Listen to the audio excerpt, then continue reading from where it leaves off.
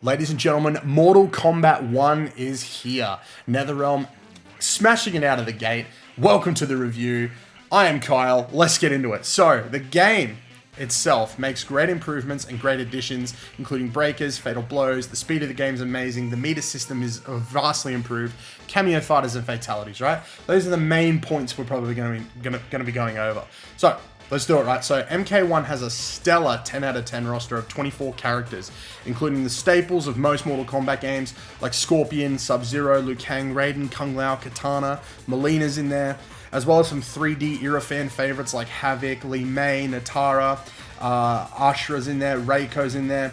And then that's not even getting into the cameo system. So the cameos are sort of like a assist button. That I really hope they implement in Injustice 3, because I feel like having like a sidekick sort of like cameo button works really well with the superhero aesthetic of things, but we'll talk about Injustice another day. So the cameo roster includes 16 characters that may be a bit more obscure, fan favorites, and fighters that didn't really fit into the story. Like, I enjoy using Frost and Scorpion, they're a couple. You've also got like OG, Sub-Zero, Sonya, Kano, Jax, just characters that haven't been introduced yet, or characters that didn't really fit into the story themselves. And I think the cameo system and the cameo section of fighters was a really good way to bring back these fan favorites without having to explain why they're there. The story is amazing, in my opinion. The game starts out in a new canon and reintroduces us to characters that we know by name but feel completely new, because really they are. The game feels like a really good place for newcomers to start until about halfway through. So, small spoiler here, I guess. But you find out that in the second half of the game, there's a second timeline, making your choice at the end of Mortal Kombat 11 canon. Regardless of your choice of whether you do the final battle as Liu Kang or Shang Tsung, which is freaking awesome to me. So, halfway through, Shang Tsung from MK11, who if you played as him, you beat Liu Kang and started his own timeline. Well, both endings that you can get of MK11 are canon thanks to the story. And honestly, it's just freaking awesome. I love it so much. Spoilers over. So I really do enjoy this story. It has some very good writing. Some character highlights include Mileena, Reptile, Kuai Liang, and Sindel. They all have fresh stories and have real fresh takes on these characters. Like Mileena, for example, instead of sort of being made by Shang Tsung in a laboratory, she was born to Sindel and has the Tarkat disease, which is like, you know, how she was spliced together with a bit of like Katana's DNA and Baraka's species DNA. Well, it's a disease in this new timeline, so I think that's really cool, really sick. The only character I didn't really enjoy the performance of is Natara. And no, it's not because of Megan Fox, but it also kind of is because of Megan Fox. It's her performance. It feels really flat and phoned in. Like, she came in for an afternoon, said her lines in the most monotone way possible, and then left. Like, I don't feel any weight or emotion coming from the character, but everybody else has been performed amazingly. And Omni-Man dropped the other day, and he was performed by J.K. Simmons. He came to do the voice. He does an amazing job. So it'll be interesting to see if any of the cameo fighters or other characters that are going to be introduced in the Combat Pass coming forward are going to have bad performances. But so far, across the board, everyone's got a great performance. But yeah, I don't know. It just feels like Natara is a little bit down there.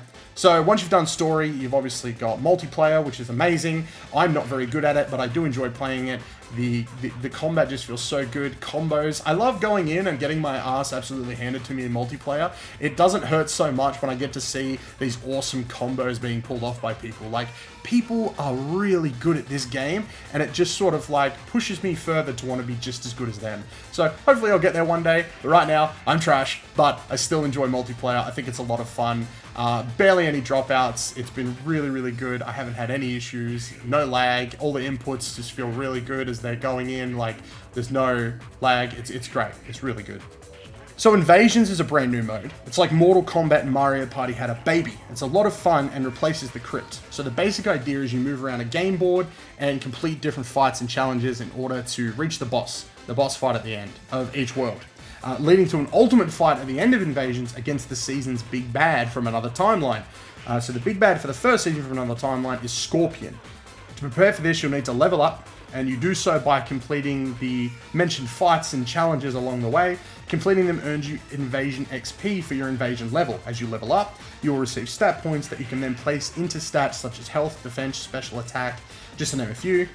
Invasions is fun, it's fine, but I feel like it's very grindy, especially as the only real reward for doing this at the end, currently, is just a skin. You can spend your currency that you get in the seasonal store where you can buy different color palettes and gear for each character. But yeah, the big reward for invasions is a scorpion skin. Now, don't get me wrong, the scorpion costume is freaking awesome. I have it, I'm wearing it, I'm never taking it off. But yeah, I don't know. I think getting just that singular skin for completing this the season feels a bit, okay. Like, I know it's going to be highly desirable later down the line, but I don't know, maybe just a little bit more to make it more enticing would be great. If there's a way to streamline it, maybe add some different challenges and objectives just to stop it feeling so grindy as well, might also be a lot more fun. New Invasion just dropped the other day, haven't had a chance to touch it yet, but no, I do enjoy Invasions, I just wish it was a little less grindy.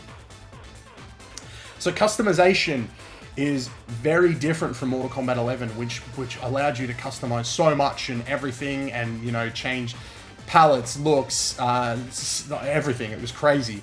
And a lot of people are going to think this is a downgrade, and it is, but I feel like it's a necessary change as the game has sort of been marketed as a reboot, and I think an extensive customization feature could have been a turn-off to new players.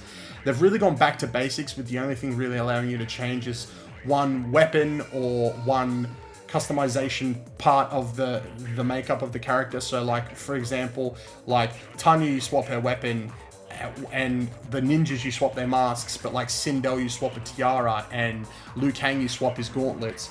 And then, yeah, you're also able to do palette swaps and costume swaps. And so far, I haven't really seen a costume or a palette that I dislike. There are some that are definitely so much better than others. For example, the palettes you get from character mastery. Another thing, you're able to master characters. Every character has a sort of like battle pass. You don't have to pay for it, it's free, but every character has a sort of like mastery battle pass, and maxing that out will lead to legendary palettes and abilities and skins, and the legendary skin for Liu Kang is absolutely amazing. I love it a lot. I think it's really, really cool. So definitely worth the grind for me. But yeah, customization is definitely a downgrade from what we've seen in MK11. But again, what I believe to be a necessary downgrade, as the game is really being marketed towards new people. And yeah, I think MK1 has an amazing roster, great modes, amazing story, and a game I feel like I won't walk away from anytime soon. It's great for newcomers and the hardcore fans returning, and I honestly, guys, I don't think I could recommend it enough. I think it's up there as my new favorite fighting game. I do need to go play Street Fighter 6, and I cannot wait for Tekken 8, but as it stands right now, Mortal Kombat 1, personally, is my new favorite fighting game, and I love it. So, I'm going to give Mortal Kombat 1 a 9 out of 10, and I highly recommend everybody go and check it out. It's a lot of fun. For more news, reviews, and previews, don't forget to like and subscribe, and stick around here at 1UP Games. Thanks for watching, guys. Catch you next time.